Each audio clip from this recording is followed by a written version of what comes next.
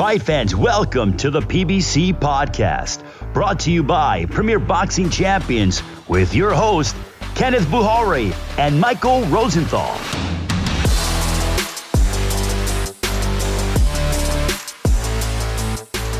Welcome, everyone, to the PBC Podcast. I'm Kenneth Bouhairie. And I'm Michael Rosenthal, editor of USA Today's Boxing Junkie. Now, this week, we've got two great interviews. Undefeated two-time super middleweight champion David Benavidez will stop by, as will super welterweight contender Terrell Gausha. Speaking of Gausha, Mike and I will break down his main event bout versus Tim Tszyu and the entire televised card Saturday night on SHOWTIME. Plus, in this week's toe-to-toe segment, we'll list our 5 favorite parent-child duos in boxing. More on that later. But first, let's jump right into the PBC Fight of the Week. Saturday night at the Armory in Minneapolis, PBC returns to Showtime Championship Boxing as undefeated Australian Tim Tszyu makes his U.S. debut against Terrell Gausha in a 12-round super welterweight battle. Action on Showtime begins at 9 p.m. Eastern Time, and we begin here with the essentials. Okay, let's do it once again. Tim Tszyu, 20-0, 15 knockouts. Gausha, 22-2-1, 11 knockouts. Obviously, Tszyu is 5-0 in his last 5. He's got 4 KOs. Gausha is 2-2-1 with 2 KOs. Tsuyu's last fight was a unanimous decision over Takeshi Inoue, November 17th of last year. Gausha stopped Jermall Clark in 2 rounds on March 13 of last year. Tszyu has a 75% knockout percentage, Gausha 44. Tszyu has 95 rounds, Gausha 148. Tsuyu's 27, Gausha 34. Tszyu turned pro in 2016, Gausha 2012. They both fight from an orthodox stance. Gausha is a little longer. Tszyu is 5'8.5" in height. Gausha 5'10", 72-inch reach for Tszyu, 73.5 for Gausha. Tszyu is from Sydney, Australia, and Gausha is from Cleveland, but he lives and trains in Los Angeles. Mike, obviously, a lot's been made about Tim Tszyu and his U.S. debut. Obviously, his father, a legend in his own right. What can you tell us about Tim Tszyu? I think it seems to me he has something special. He's fought solely in his native Australia, but he's been dominating some good opponents. For example, he didn't just beat former title holder Jeff Horn. He beat him up really good. Yeah. I think Tszyu is a complete package. He can box, he can punch, he's tough. He doesn't strike me as the typical son of a great fighter, and we can get into that later. He has an edge, sort of a nastiness to him that I think works in his favor. I expect great things from this guy. Yeah, me too. But he's got to get past that test. Terrell Gausha, what's your take on Gausha? Gausha is a polished boxer, as you'd expect from a former Olympian, and he has a swagger that goes along with representing your country in the Olympics. Even though he's had some disappointing losses, he looked terrific in his last fight. As I mentioned, stopping Jermall Clark, who's a good fighter. So he comes into the fight with some momentum. So this should be a good fight. Is Gausha being overlooked here? Well, not by me, and I don't think by Tszyu. I asked Tszyu about Gausha's abilities, and he got really serious when I asked him that question, if you know what I mean. He said there's no easy fights from here on out. He obviously has a lot of respect for Gausha, and I think fans should too. Gausha has losses against Arislan Dilar and Erickson Lubin, and that's it. That said, I do think he has to prove he can get over the hump. He has to beat a top-tier guy, to be seen as an elite guy himself, but he's got a lot of ability. Yeah, and we don't know if Tim Tszyu is a top-tier guy. It could That's be true, that he's not. I was just thinking the other day, would a Gausha win really be an upset? I mean, he's fought the better opposition, but what would a win here mean for either fighter? This is a huge fight for both guys because it could lead directly to a title shot, which is what they both crave, obviously. Maybe the winner of this fight fights the winner of Charlo Castaño, too. It doesn't get any bigger than that for any fighter. Yeah, for sure. And with that in mind, how do you see the fight playing out and who wins? I think you're right what you said, that I think maybe the jury is out on Tszyu to some degree, but I'm just going to go with what I've seen and what my gut tells me, I think Tszyu is too good of an all-around fighter for Gausha. Tszyu isn't the boxer that Lara is. Who is the boxer that Lara is? And he isn't the offensive machine that Lubin is. But he punches harder than Lara, and I think he's more durable, maybe more durable than Lubin. He's just really good at everything. I think we'll see that on Saturday. Although, again, this is a test for Tszyu. If he can dominate Gausha the way he dominated opponents back home, that's a big, big statement for him. Yeah, that'd be really, really impressive. I think that, that sends a warning shot to the top guys of the division. Like, look, this guy's here. I don't know how much longer you got, but if you want to stick around, you got to go through him. I expect Gausha to box and try and offset Tszyu's attack. Ultimately, I think that Tszyu's work rate, his volume, his aggression will prove to be too much. I like him to win a decision here. Of course, I'm playing it safe. I would be very impressed if he got the KO. I get the sense that's what he's gunning for, that he's looking to make a statement, but I can't imagine that Gausha will make it easy for him. We shall see. Now, in the co-feature, we have a battle between two unbeaten lightweights, Michel Rivera against Joseph Adorno, in a nice step-up fight for both guys. What are your thoughts on Adorno? And, let's start with Rivera, actually. What are your thoughts on Rivera? Well, as I've said here, I really like Rivera. I'm not alone, obviously. A lot of people like Rivera. Talk about a complete package. He can do it all, which means he has just tremendous upside. I don't think he's put it all together, though, in any single fight. For example, 2 fights ago against John Fernandez, he had to get up from a knockdown to win. And in his last fight against Jose Romero, he won by a shutout decision, which was great. But I thought he could have, maybe should have stopped Romero. And, that didn't even come close to happening. So I'm waiting for that complete performance from Rivera. Maybe it comes on Saturday. But again, tremendous upside. Yeah, I'm inclined to agree with you. And this is a tough test for him. In Adorno, what can you tell us about him? Good young prospect. He can box and he hurts his opponents, as we saw in his last fight. He put another unbeaten prospect. Jermaine Ortiz is a good fighter, a good young fighter, or at least a good young prospect. He put him down twice, and what ended up being a draw. He could have won that fight, which would have been a big step for him. As it was, we saw what we saw, a fighter with a great deal of promise in Adorno. Is he in Rivera's league? Probably not, but this guy knows what he's doing, and he could punch hard. Yeah, for sure. And with that in mind, how do you see the fight playing out? I think Adorno is going to give Rivera more problems than some might expect. That said, in the end, I think Rivera's pedigree, his power, even his experience is going to be too much for the underdog. I think it's close for half the fight, and then Rivera takes charge, maybe scores a knockout in the second half of the fight. I'm going to go for a late knockout for Rivera.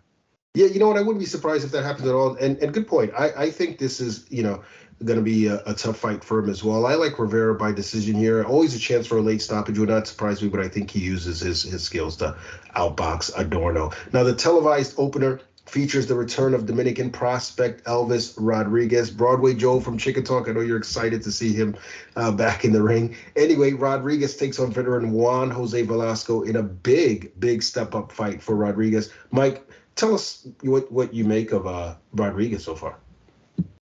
Rodriguez, who's trained by Freddie Roach, has always been a dynamic boxer puncher. He was considered one of the very best prospects in the world as recently as last year.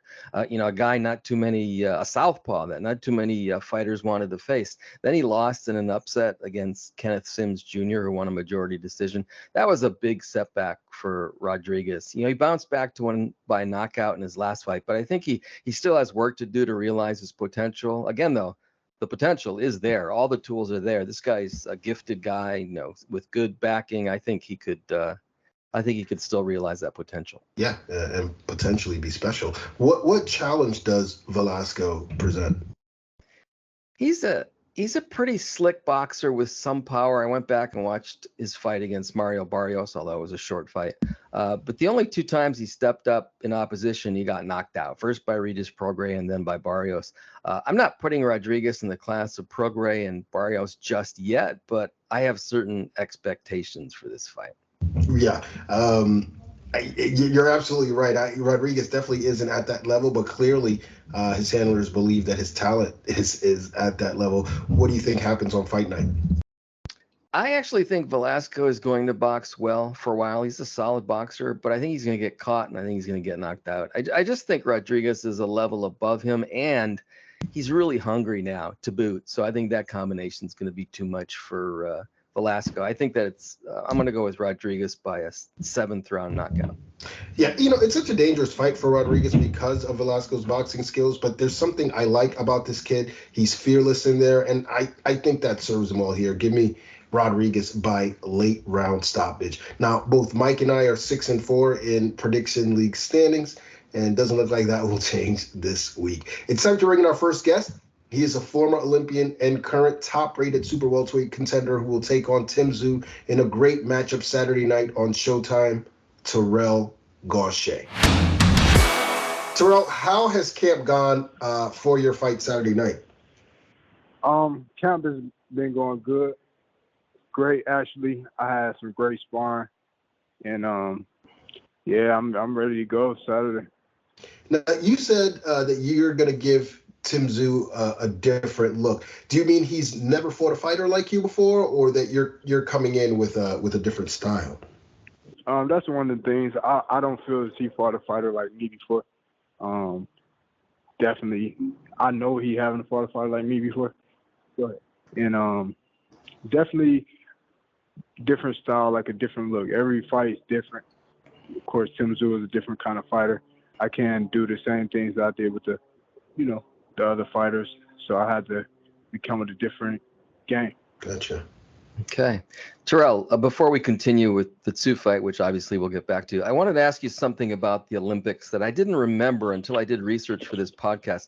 You actually lost a controversial 16-15 decision to the Indian fighter Vijender Singh in the second round of the games. What do you remember about that fight? What do you remember about that fight? I just remember I felt like I knew I was winning the fight. After the first round, when they told me to score, I figured that it would be something like that going on. So I just tried to press the action. I thought I did enough to win. But to give his credit, he had pretty good feet work and things like that. But I just wanted to fight. I hear you. Does it still bother you after all these years? No, it's like one of them things with me. I'm just realistic about boxing. I'm realistic about life. Things like that happen. You got to be you got to know what you sign up for. You got to be prepared for anything in this game. People risk their life and die in the ring too. So all of these things is just part of the game, and you got to know what you sign up for. For sure. Now you're coming off a sensational second-round knockout of a pretty good fighter in Jermall Clark last year. What did that mean for you and your career? As fighters, we gotta stay relevant, and that the way we do that is by putting on dominant performances like that. The fans, that's what they want to see. So that's our job, is try to get spectacular knockouts, finishes like that. So that's what I'm trying to do. At this point in my career, I feel like I'm still getting better, and it's kind of weird because most people be on the decline, and I feel like I'm learning more stuff and getting better, and I'm ready. So is it just the experience? I mean, you've already had a lot of success, but obviously you've come up short in the fights against Lara and Lubin. What was lacking in those fights, and what did you take away from those setbacks? They were just the better guys that day. I gotta give credit where credit's due. They did what they had to do to neutralize my offense or whatever. So, and them being lefties was difficult for me at the time, but I figured, like, after fighting 5 in a row, I think I got it. I think I got it now. Okay. Now, some guys, after those fights might have given up or been like, well, it is what it is, but you didn't. Why is that?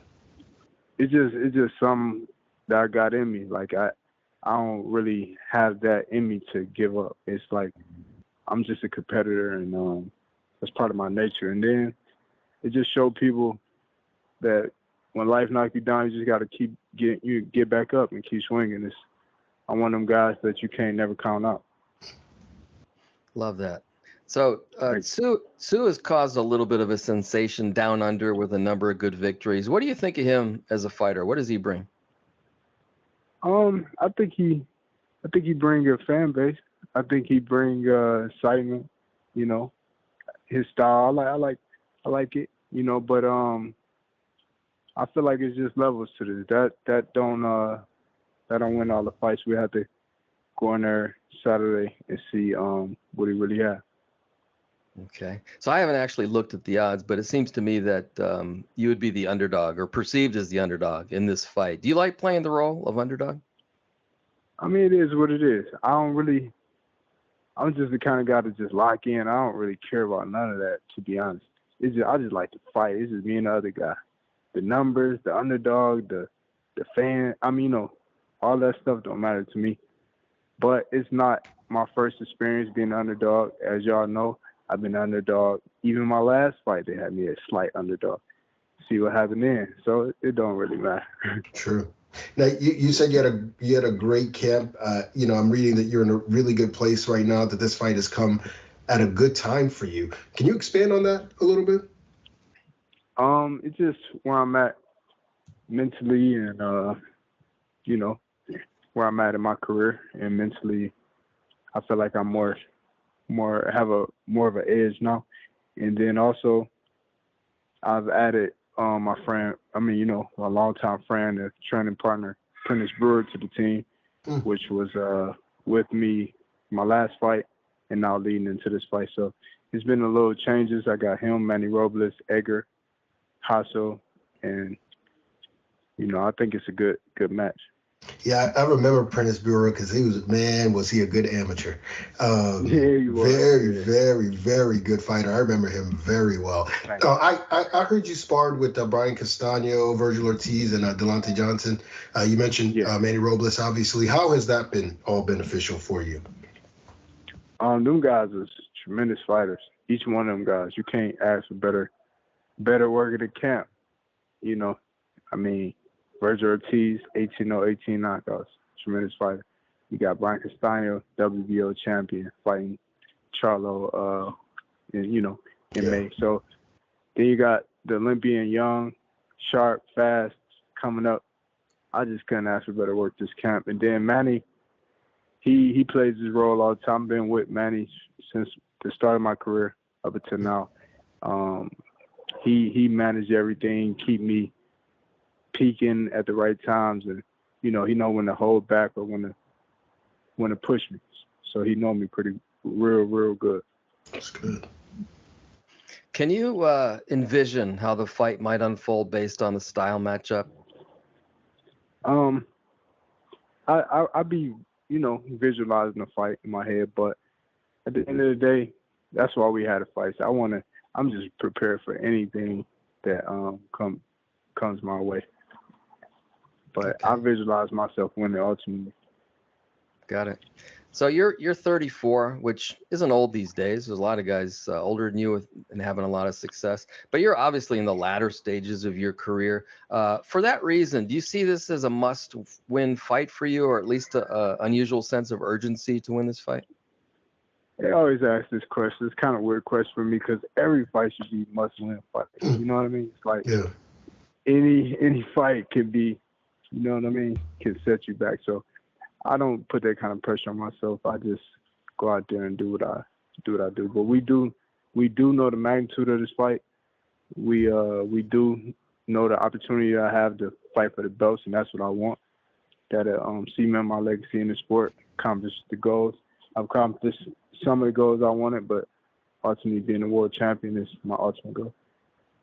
So you sort of just answered my next question, which is where does a victory in this fight leave you? So basically, this would lead you directly to a title shot, the way you see it. Yes, I mean I couldn't ask for a better opponent to do it because there's been a lot of hype with this guy Tim Tszyu, and he's been doing his thing with the fighters that they place in front of him. I'm sure he's not the matchmaker, so he got to do what he got to do. But now he's fighting an Olympian, a live fighter, a true 154-pound fighter, not one coming up from 147. So we'll see how he can do with me. Terrell, you had an amateur career that culminated in a spot on the Olympic team. You've had a good pro career. What motivates you to still put in the work, to endure the camps and making weight, to risk it all in the ring? Just my goals and, my family, things that I set out to do in this sport. I'm still on the verge of doing it, and I'm right here. So it's just motivation to me to get to them bigger paydays, them championship, the belts unifying and things like that. Right now I have a decent career. I'm doing pretty well for myself, but it's still levels I can reach. And I'm just trying to give the sport my all. You sort of alluded to this, but our last question, specifically, what do you want to accomplish in the sport before you hang up the gloves? I just want to beat the best, be world champion, possibly unify, and just go out as one of the best in my weight division, the best in the division.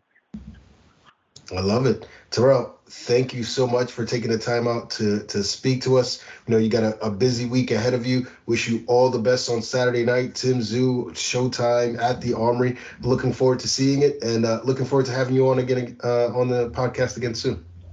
Okay, thank you. I appreciate you guys having me.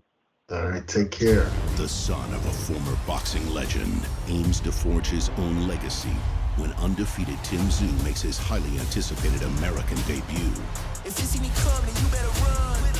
Yeah. But a dangerous Terrell Gausha will not extend a warm welcome. Right hand delivers the knockdown. Who deserves a title shot in boxing's deepest division?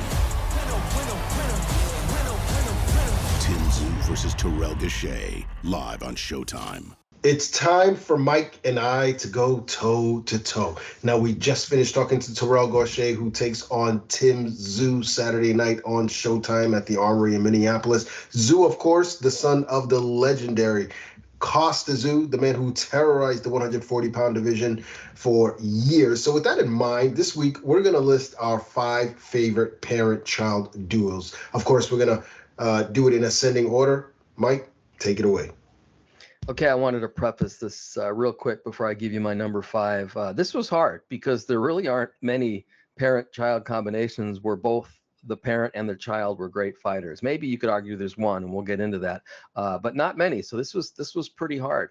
I also wanted to say there are some good sons of arguably great fighters fighting now. Conor Benn, Chris Eubanks Jr., Tim Tszyu. I just think the jury's still out on them, so they weren't included, at least not on my list. And that's it. So here we go. With all that in mind, number 5 for me is Wilfredo Vasquez Sr. and Jr. I guess this is an under the radar choice, but both of these guys were among the best in their division at their respective peaks. Senior was an entertaining, hard punching guy who won major titles in 3 divisions, a 3-division title holder. His best victory was a split decision over Hall of Famer Orlando Canizales, but he also had other important wins and some losses. I think Senior is seen by many historians as sort of an underappreciated champion. Junior wasn't as accomplished, but he did win a major title, and he was competitive in a pretty good, deep 122-pound division at his peak. He didn't do as well when he moved up in weight, but I think he's seen as a pretty good fighter. Dad and son should have a lot to be proud of. Yeah, absolutely. They didn't make my list, but that's a really, really good choice. Junior was a very good fighter in his prime, and Senior an extremely good fighter. In fact, I was, quite frankly, surprised that Prince Nassim Hamed was able to beat him, was able to stop him. I quietly was picking Vasquez to do the deed because of what he had done in the 3 prior divisions. I felt like he was sort of the boogeyman at 126. So much credit to you for that pick. Now, my number 5 is Julio Cesar Chavez Sr. and Julio Cesar Chavez Jr. This combination could have easily been number 1, and I'll tell you why.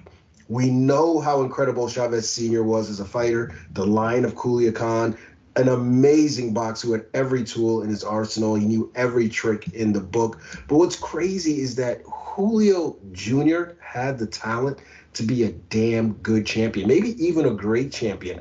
Imagine, if he became that. I mean, with their personalities, it would have just been great. Even still, Chavez Jr. had a decent career. I don't know if he had the drive that his father had, and ultimately that's what kept him from reaching his peak. But, I think you couple Junior's career with Senior's career, and, you get yourself a top 5 slot. You know what? I wrestled with that father and son duo for quite a long time before I decided to leave them off the list. I just couldn't pull the trigger on Junior, which is kind of strange because we don't even have to discuss Senior. He's one of the best fighters of all time. But Junior he screwed up so many times that I couldn't do it. But I did consider him for the reasons that you said. He won a major title and he had a pretty good streak. And I'm looking at it right now. He beat Sebastian Zibic to win the title. Peter Manfredo, Marco Antonio Rubio, and it may be his best win, Andy Lee. He stopped in 7 rounds. And while he got blown out by Sergio Martinez in terms of just being outclassed, he basically ended Martinez's career in the 12th round. He put him down with that hard knockdown. Right, Martinez almost put him out. Yeah, so I agree. A lot of potential there, but he just never quite made it. So maybe they're number 6 on my list. Yeah, well, they're good candidates for number 6 too, probably.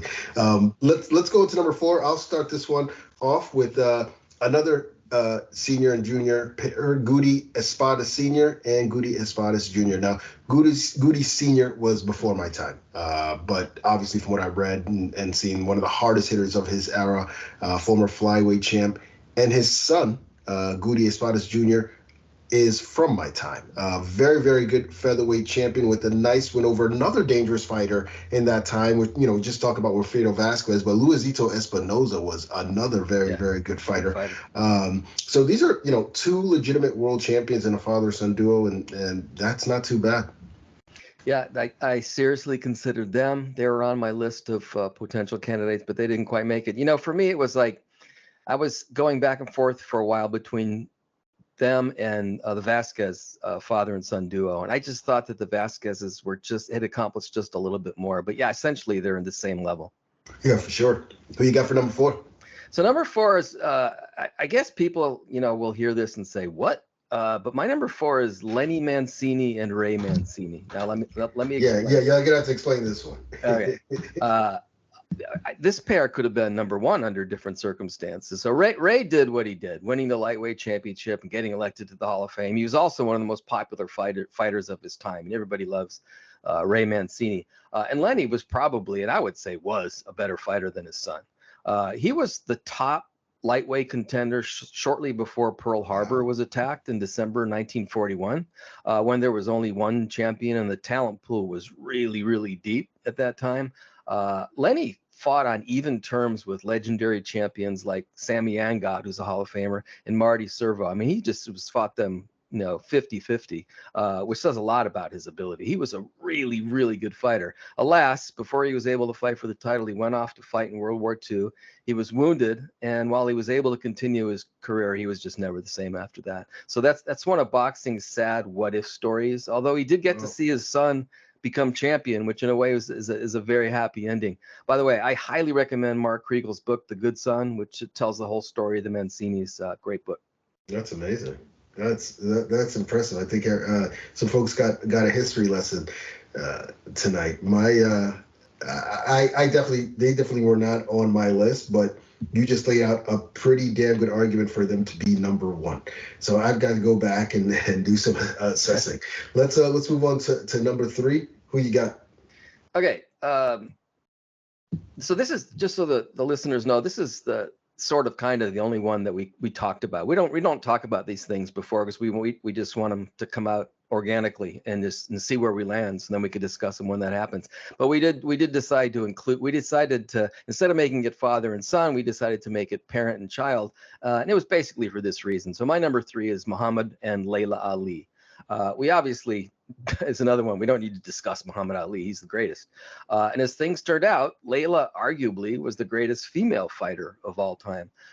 Muhammad was just a perfect storm. He had otherworldly natural gifts. He fought during the golden age of heavyweight. So he had so many great foils, and he had that bigger than life personality. And of course, he also delivered in the ring, which none of the above would have mattered if he didn't do that. Now that was a tough act to follow for Layla, but she had great success. She handled it. I don't think there was a deep pool of elite female super middleweights during her time. There probably isn't now, but she beat up everyone placed in front of her, including fellow Hall of Famer Christy Martin, which I guess was her biggest fight.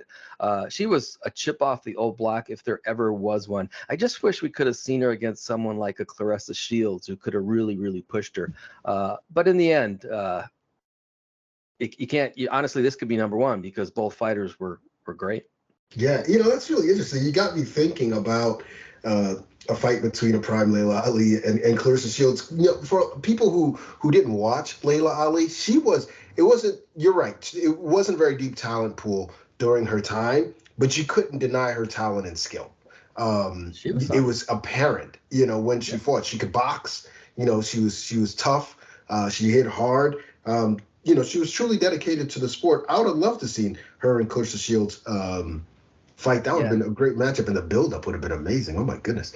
I'll move on to my number 3, Leon Spinks and Corey Spinks, the only parent-child duo where both won lineal titles. And obviously they could be much higher on this list. Leon Spinks, of course, became the lineal heavyweight champ when he beat the great aforementioned Ali. Just 7 fights into Leon's career. What an upset that was. And Corey Spinks, a really underrated great fighter of the past generation, trained by Kevin Cunningham with the truly slick southpaw style. Corey became the undisputed welterweight champ when he beat Ricardo Mayorga in a big upset like his father. Then he moved up to 154 and won a title there. And in my opinion, beat Jermaine Taylor when they fought for a middleweight title, although he lost his split decision, whatever, that's neither here nor there. Either way, this is one hell of a parent-child combination. Absolutely. That's why it's on my list, but a little bit higher. So I'll talk about them in a few minutes. So my number 2 is Floyd Patterson and Tracy Harris Patterson. So Floyd is a boxing legend. He won the middleweight gold medal in the 1952 Olympics and went on to become the youngest heavyweight champion up until that point, even though he started his pro career at what today would be a super middleweight, which is pretty incredible when you think about it. He beat although the heavyweights were smaller, he was small even by those standards. He beat the great Archie Moore, an old version, but still great, Archie Moore, to win the vacant heavyweight title in 1956. He went on to have this classic 3-fight series with Ingemar Johansson. Patterson went down 7 times and got stopped, in the first fight, only to win the next 2 by knockout. It all ended for him when he ran into Sonny Liston, but he had a Hall of Fame run. Tracy, Floyd's adoptive son, by the way, was an entertaining warrior. Loved watching this guy fight, who won titles in 2 divisions. I remember him best for 2 crazy wars with Hall of Famer Arturo Gatti that they weren't up to the standards of Gatti war, but man, they were just nuts. They were really fun to watch. Although Tracy lost both fights by unanimous decision. He was a really good fighter. So both of these guys were exceptional fighters. Yeah, absolutely. And that's why they're number 2 on my list as well. Now, Floyd, legendary heavyweight champion, you said. Tracy, a 2-division world champ.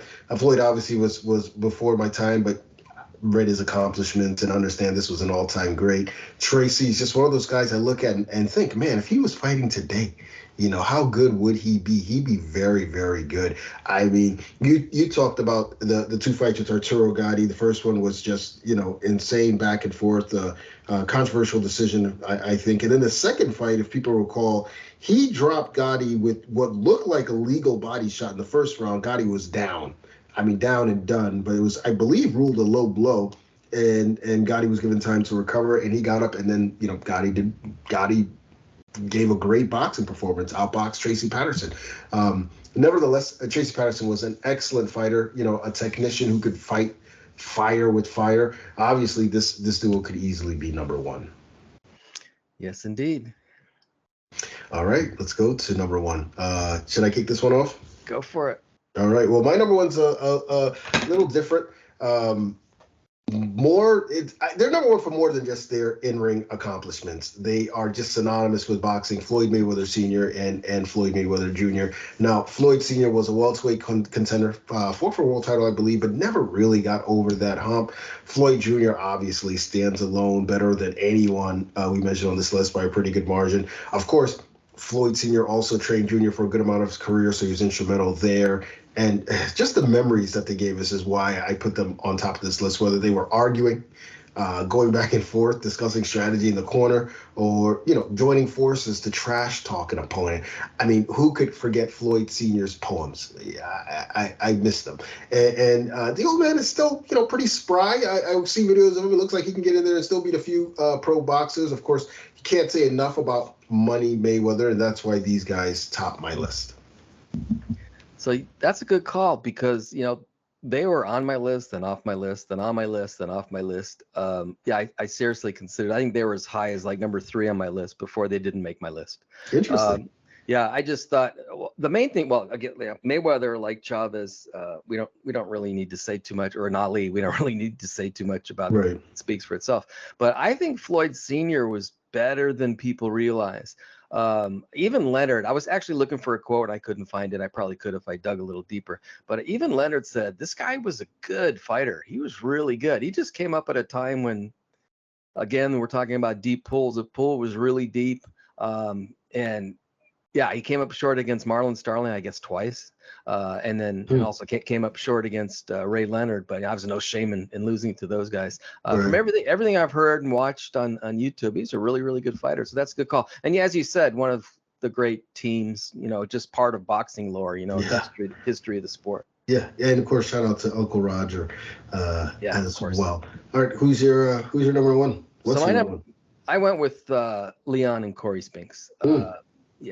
Some might find that choice strange, actually, even though we both made it, both put him on a list because Leon wasn't a great fighter. I chose this pair because Leon did a few great things, and Corey was a really good fighter, as you laid out very well.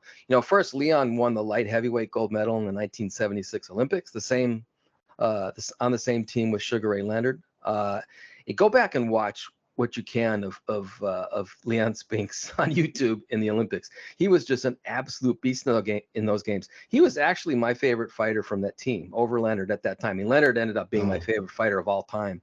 But I was just watching, I remember watching Leon Spinks going, oh my God, this guy's just an absolute beast. It was really fun to watch him. Second, he beat Muhammad Ali to win the heavyweight title in his 8th pro fight. Yes, Ali was old. Still, he beat Muhammad Ali in his 8th fight. It was a historic feat. And I don't need to say too much about Corey. 2-division title holder. He became the lineal champion, which everybody knows is really hard to do. Look at his record. He beat a lot of good fighters. He was super quick, super athletic, and super skillful, which is why you combine those two. They are my number one. Yeah, and I don't blame you at all. Making the list, I realized that they had a really strong case for number one. Obviously, Leon with his accomplishments, and if you saw Corey Spinks, you knew how good of a fighter he was. Plus, he had great ring entrances. That's another reason to put him at number one. But it's time to bring in our next guest, a 2-time super middleweight champion who returns to his native Phoenix to take on David Lemieux Saturday, May 21st on SHOWTIME Championship Boxing, the undefeated rising star, David Benavidez. David, first, how is fatherhood treating you? It's amazing, bro. Honestly, it's probably one of the best things to experience in life. Honestly, it gives you another sense of motivation, and just seeing your kid grow up, it's just amazing. He's getting big now, and he's already throwing punches too. He wants to be a boxer, so it's definitely amazing. It runs in the family blood, I guess, right? Yeah. Would you want him to get into boxing, or rather not? Honestly, I feel like now I wouldn't be able to keep him from boxing. He just watches boxing and he trains all day already. Now, in your opinion, how has it changed you? I mean, we often hear that having a child sort of changes your outlook on life, and just seeing that unconditional love that they have for you. Has it just been the motivation that you mentioned? Yeah, it's a motivation, a lot of motivation, and just wanting to become a better person for my son, and you're just doing everything right, and just showing him how to be a good thing. It just not only helps me be a good person for myself, but just for being a good role model and setting a good example for him. David, looks like you'll be back in your hometown of Phoenix for your next bout, May 21st against David Lemieux. You fought at Footprint Center when you stopped Kyron Davis in your last bout. What was that experience like for you? It was an amazing experience, from going from, I think it was 6 years without having to fight in Phoenix, Arizona, to fighting again, this last year. And, I think it was, long overdue. The fans were waiting, but I think the moment was just perfect. So much people came to support, and I feel like this time even more people are going to go because of the show I put on my last performance. It was a great fight, and, I gave the fans what they wanted to see. It was excitement from the beginning until the end. So it was just an amazing time, and just an amazing experience, and I'm really looking forward to fight there again. Are there more distractions fighting from home? Not really. The type of person I am, I'm really a very private person. I don't really talk to too much people. Only people I talk to is my family. Obviously everybody wants tickets, but this is a part of the game. The only people I really take care of are my family and, the people close to me from the ticket point. But since I don't live in Arizona, I'm from Arizona, but I don't live there. I haven't lived there in a long time. So, That's right. right. I just stay concentrated. And, I know how big these fights are, so I don't like to get sidetracked. So, it's only the people I talk to, like my mom and my family and stuff. They're the ones that get the tickets. But other than that, I tell them, don't bother me at all because I'm really just trying to focus on the fight. David, I've always wanted to ask you this question. You're very proud of your Mexican heritage, and yet you have so many fans from all walks of life. I know Oscar De La Hoya had this issue when he was fighting, but is it difficult as a Mexican American to sort of remain authentic, yet be able to connect with all kinds of people, not people call you a sellout or things like that? To be honest, I haven't had a problem with that yet, but but a lot of people can say whatever they want, but honestly, at the end of the day, I'm not as authentic as they say because I'm also part Ecuadorian too. From I see. my mom's side of the family. Yeah. So I don't even let that get to me because if you try to satisfy the whole world, you're gonna go crazy. Especially nowadays, everybody likes to say whatever they want to say, but. I feel like I always like to say I am who I am. I'm not just one person. I'm not just one ethnicity. I'm Mexican, American, and Ecuadorian. And I like to, remain how I am. If I try to make everybody happy and, listen to what everybody says, I'm gonna be fighting with everybody. But I just like, I like to be who I am. I'm Mexican, American, Ecuadorian, and I'm a fighter at heart, and I'm a brawler, and that's exactly what I am.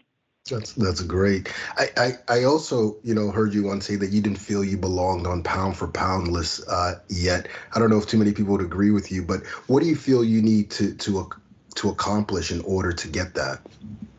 Well, the only reason I say that is because I just want to stay true to myself, and I don't want anything given to me, just because a lot of people say I should be on there. I feel like I need to do the things the right way to actually make myself feel good, deserving of that. The pound for pound is, one of the most sacred things in boxing. If you're on the pound for pound list, you're one of the best.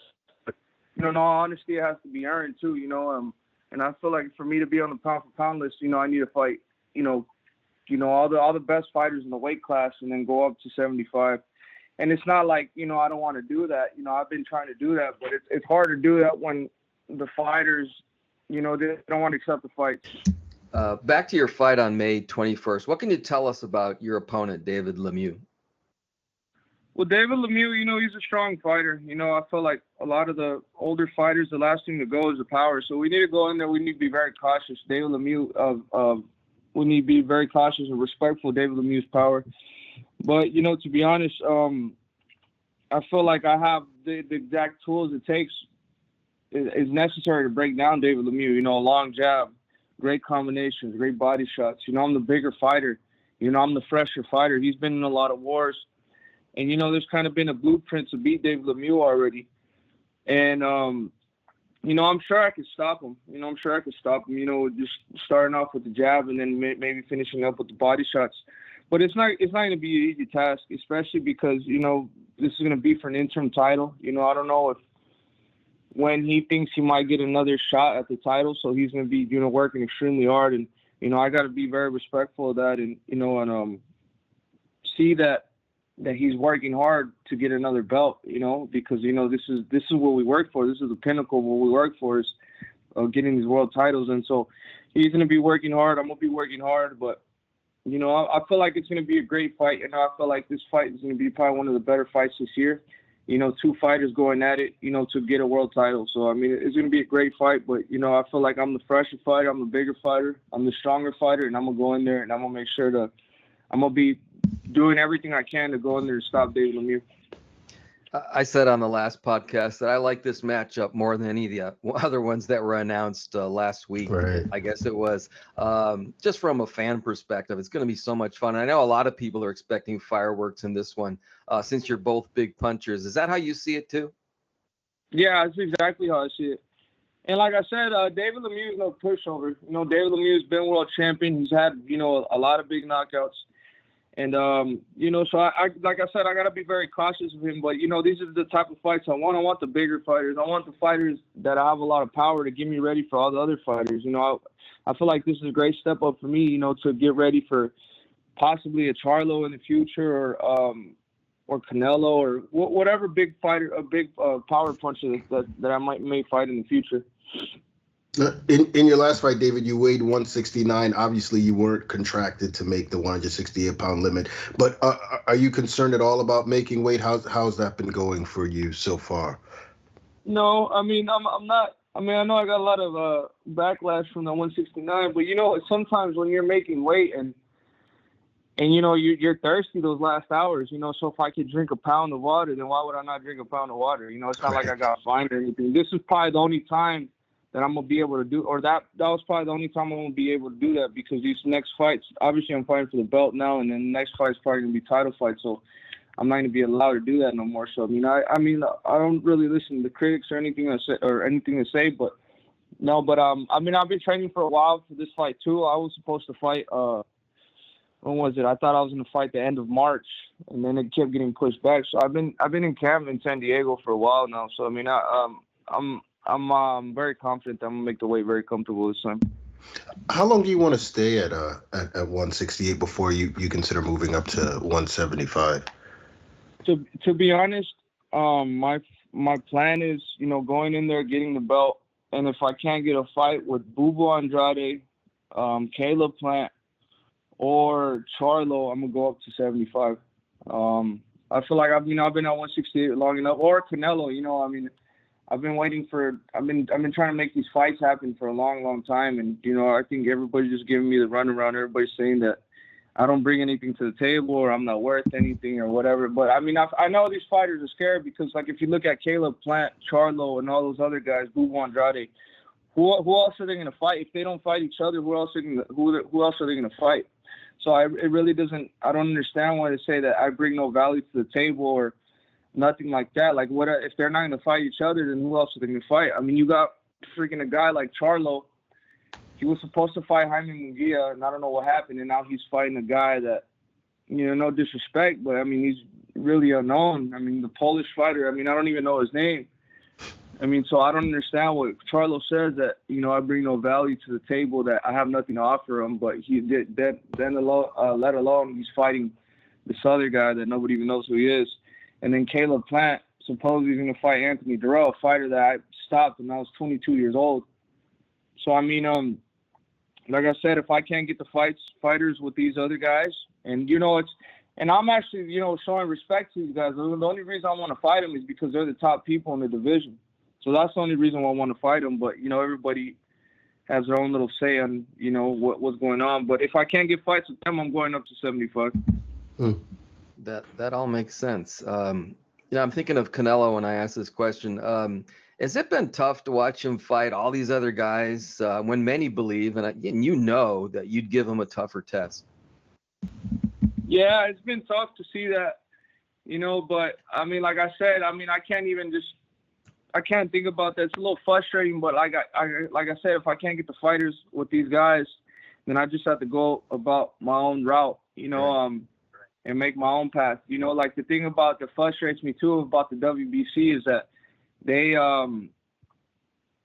know, I was fighting title eliminators, and then I think it was 2 title eliminators, and then, you know, I was supposed to get the fight with Canelo, but then Canelo does whatever he wants, so now they let me fight for interim title just basically so I can stay quiet and not ask for the fight with Canelo.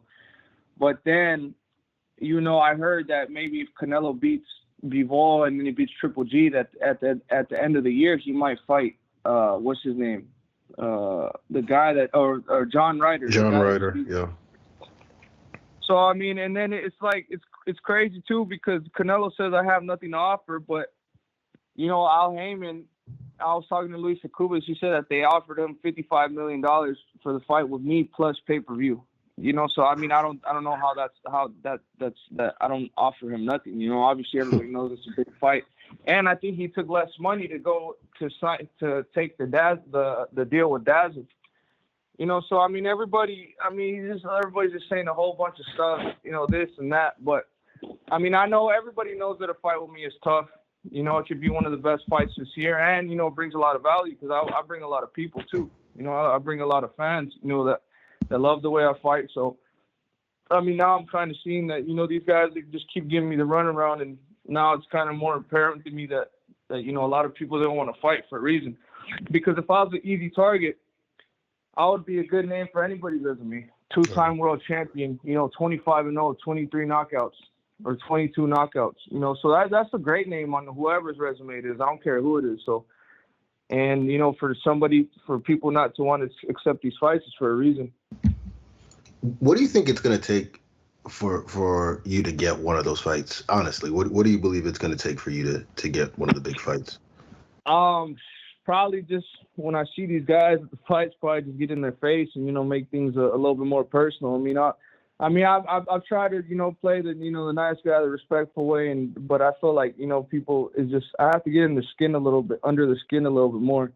But we'll see, man. We'll see. I mean, I'm going to keep winning my fights. And, I think a lot of the thing about now is the social media too. It's a great weapon to use to put pressure on, every other fighter. I feel like a lot of people, they get a lot of like on the comments and stuff, my fans, they put a lot of pressure on them. They go, every time Charlo goes on live, a lot of my fans put like duck emojis and things for Caleb Plant. So it's cool. So I don't know. We're just gonna have to see. I'm gonna just have to keep winning my fights and then take it from there.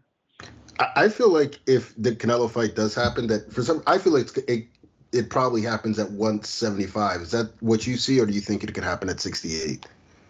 Maybe. I don't know. That's what I'm saying. Like, too, if I go up to 75 and I get ranked in 75 and I'm number one at 75 and number one at 168, there's gonna be nothing for Canelo to say. He's gonna eventually have to fight me. But maybe if it happens at 75, I think there's a big chance it could happen at 75 instead. So I don't know. We're just gonna have to wait and see. For the fans out there, tell us why you believe you'd be the man to beat Canelo. I feel like I'm the man that beat Canelo because I just had that hunger in me, and I have the size, I have the speed, I have the strength, and I have the dog in me, I have that fight in me, and I really want this, I really feel like whoever I hit, I could hurt. It doesn't matter who it is. I feel like I got that strength and I got that power and I got the speed to make anything possible. I've been working extremely hard, man. Like I said, I just need an opportunity. That's why a lot of people, they don't want to fight me because they know that I just want the opportunity. For me, it's not the money. I feel like I want to live forever in the history books, and I want to be one of the best boxers of my generation. And I feel like that when you have something that drives you like that instead of money, a fighter becomes way more dangerous. And I just want to be remembered, and I want to be solidified in the sport of boxing. And then I'll put myself through anything. I'll work extremely hard. I'll put myself through the longest training camp, and if I have to put myself through hell in a fight, to get a victory, that's exactly what's going to happen. And, I'm just ready for whatever. Love that. So there was some chatter from your father and trainer, Jose Benavidez Sr., that you might fight Caleb Plant in the fall. Then your dad said Caleb turned it down, and then Caleb said that wasn't so. Can you tell us your version of what happened with that? So, with that, I'm not really sure what happened with that, but I will tell you something like this. The reason that I'm not fighting Caleb Plant right now, you think the WBC would have not liked to sanction the fight versus me versus Caleb Plant for the WBC interim title? We were trying to get that fight from the beginning of the year, but Caleb Plant didn't want to get it. So I mean, and then, every time I try and make a fight happen, Caleb Plant always tries to say, oh, yeah, Samson turned it down 6 years ago, this and that. I mean, the fight was never offered to us, you know what I mean? But if, like I said, if it wouldn't be a hard fight to make happen. Like I said, if we both get through our tests, like we're both, expected to do, why can't we have a verbal agreement saying, okay, we'll make a fight happen in November? It's that easy. We're handled by the same people. I think Caleb Plant, he just wants to go and he wants to run his mouth like always. We called Luis de Cubas, who said, okay, so if you guys get past Anthony Durrell, let's make it past, or let's make the fight happen with Caleb in either September or November. And they never got back to us. And it should be that easy to make a fight, bro. Like it should really be that easy to make a fight. But like I said, there's always something behind it. There's always something, stopping these fights to be made. I mean, me, I just want to get these fights done. I just want to have something to look forward to, and I just want to fight whoever. But it's not that easy when the other person doesn't want to fight. So what does your gut tell you in regard to Plant? Do you see him fighting? You see fighting him before the end of the year? Hopefully. I mean, I think so. I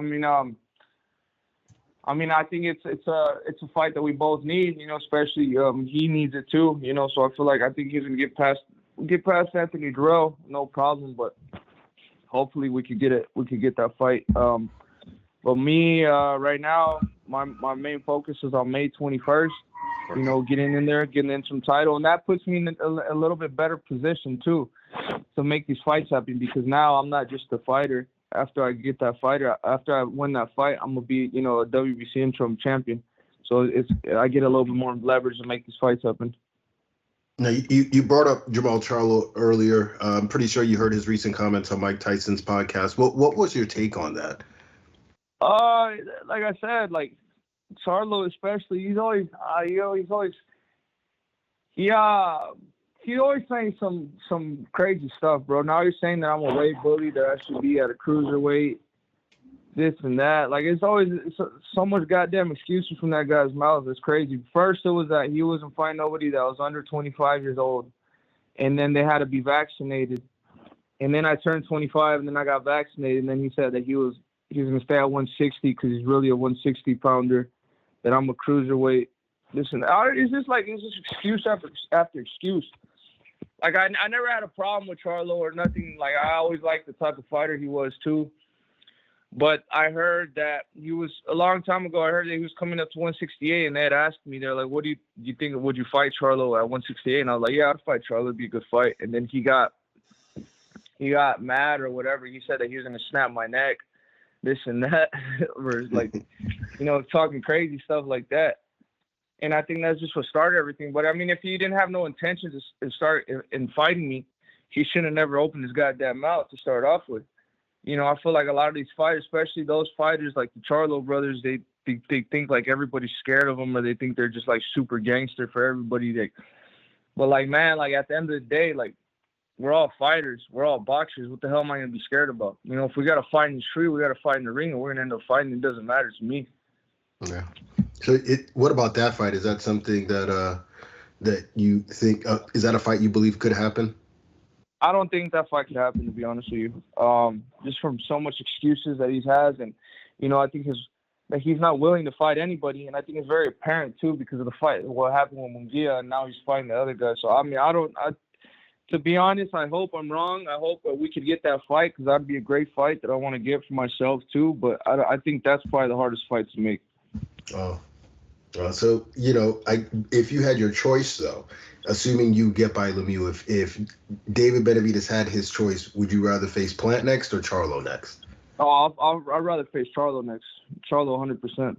Why is that? Because I don't like him. And I feel like he's a harder fighter.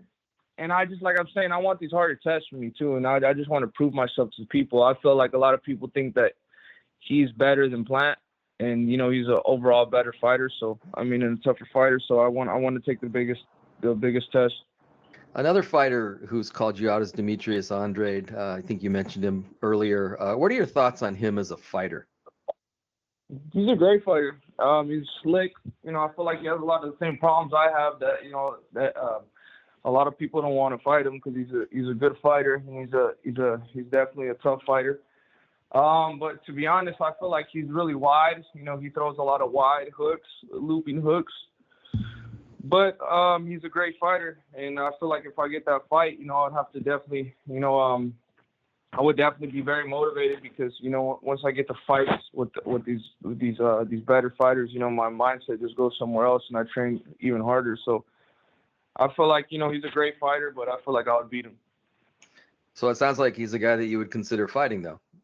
Yeah. Well, I mean, we talked to Eddie Hearn, and I talked to my promoter, Luis Decubas and Samson Lukowicz, and I said if there's a possibility to make this fight after David Lemieux to make it, and they said yeah. So hopefully, I don't know if hopefully we get that one done. So in conclusion, David, in your mind, how do you see your 2022 playing out when all is said and done? Hopefully I can have both belts, the WBC interim and the WBO interim. Hopefully that's my main focus right now. Hopefully I get the fight with Bubu Andrade or whoever wins that fight, and that's where I feel like it's gonna go to now. I mean, you know, I've been working very hard, and I feel like, you know, I kind of set myself back with the mistakes I made in the past. But hey, you live and you learn, and now, like, once it comes up again, I'm gonna be way more appreciative to hold on to whatever I get, whatever belt I get, and I just want to give my fans, you know, the best fights possible that they want to see, you know, and I feel like I owe them that much. You know, they've supported me for a long, long time, and you know, I just want to give them what they want to see, and I want to prove to myself that I am the best. David, great stuff as usual. Thanks for taking the time to be with us. We really appreciate it. Yes, sir. Thank you, guys, and I hope everybody has a nice day. The son of a former boxing legend aims to forge his own legacy when undefeated Tim Tszyu makes his highly anticipated American debut. If you see me coming, you better run. Yeah. But a dangerous Terrell Gausha will not extend a warm welcome. Right hand delivers the knockdown. Who deserves a title shot in boxing's deepest division? Tim Tszyu versus Terrell Gausha, live on Showtime. That's going to do it for this week's show. Many thanks to David Benavidez and Terrell Gausha for joining us. Don't forget, guys, Saturday night, PBC returns with a triple header on Showtime, and we've got a great main event as 154-pound contenders Tim Tszyu and Terrell Gausha face off. Action begins at 9 p.m. Eastern Time, and we'll be back next week to break it all down right here on the PBC Podcast.